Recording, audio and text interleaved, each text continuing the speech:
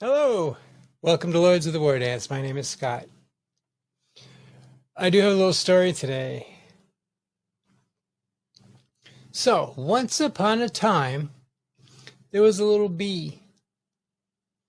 And this little bee was a happy little bee. I mean, when I think of a bee, I always have to put flowers and sunshine into the picture. So, bees are happy to me. So this happy little bee was happy because he is part of a hive mind. And that means that a single individual has the resources of an entire mind to utilize as if it was his. The bad thing about a hive mind is everybody knows your business. So this little bee was a kind of a thoughtful bee.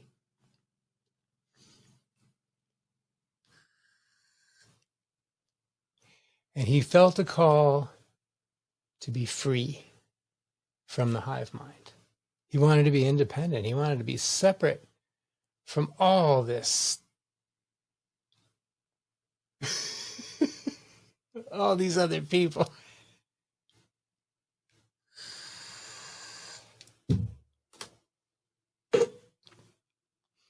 So, while he was there thinking about wanting to be independent and yet watching his thoughts, because he knew anything he thought would instantly be known by all, including the queen.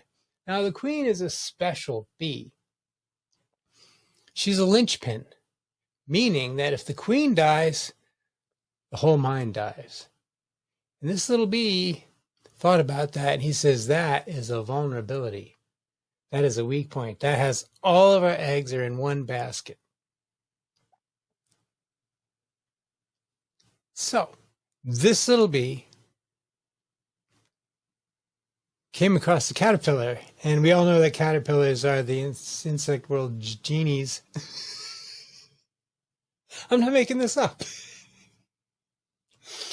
The point is, this little bee got his wish. He was granted a wish in the style of a genie's wish.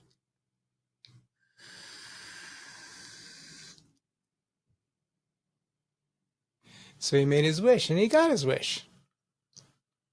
He became an independent mind from the rest of the hive.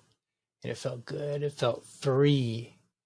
It felt, well, responsible, but well, at this point, it's just free. He was a happy, happy bee. But there's this little buzzing in the back of his brain.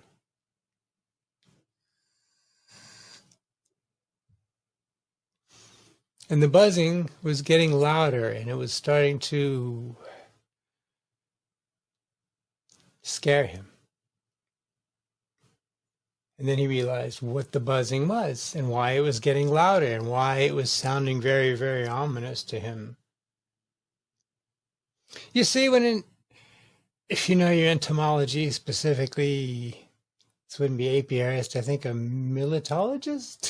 I don't know. But maybe we all know that when a second bee appears in a hive, there's going to be a battle to the death between two queens. This is normal and natural.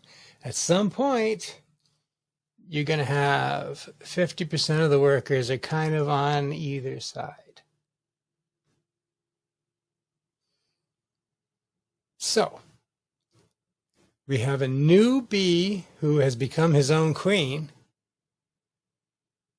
and we have the old queen. And the buzzing sound, he realized belatedly, was because before he became the new queen, he had failed to kill the old queen. And now the old queen didn't have 50% of the workers on her side. She had 100% of the workers on her side. And he was all alone, like he wanted. And all right, I have a moral. My friend Reese, who will appear on this show soon, I hope, has sadistically demanded me to add morals and points to these stories from somebody who has no supply of either. But I got one for you. A duelist only survives 50% of the duels. I see you. Thank you for watching.